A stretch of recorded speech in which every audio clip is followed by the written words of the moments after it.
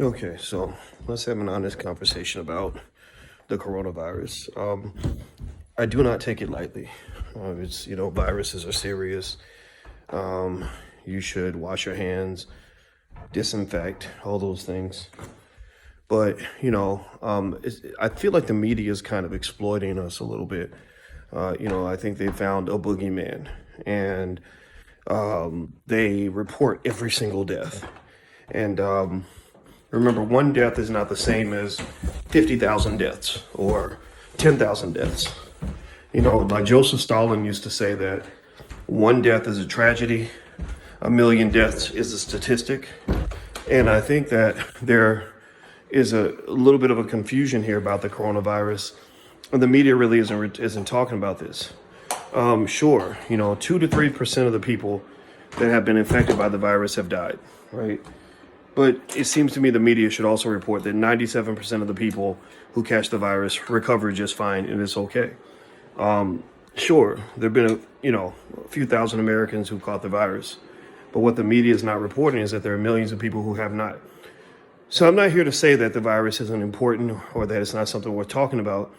But remember, we shut down the entire country. I mean, you shut down the lives of 360 million people over a virus that has only affected just one in probably every 200 or 300,000 people. And you've taken something that wasn't real and made it extra real, over real. Like there's real consequences. People really are fighting over toilet paper. People really are having anxiety attacks. People really are, losing money, and I'm not saying that we should go back to business as usual because I'm not a doctor. I can't make that assessment, but I'm still waiting for the other shoe to drop. Last I checked, 91 people in the United States have died from the coronavirus. 91 people. Half of those people were old and sick and probably would have died with the flu, pneumonia, all the other things that are already out there.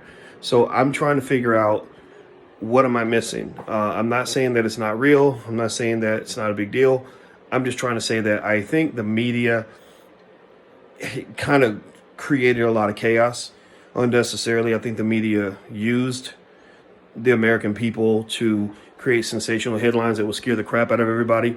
I think they were looking for anybody within a 1,000-mile radius who died of the virus so they can put that person on the front page and say, oh my God, the boogeyman's coming to get you. And you got a lot of people who, are scared of catching something that isn't even, where no one in their entire city has even caught it, and then anybody who in their city who did catch it has recovered just fine.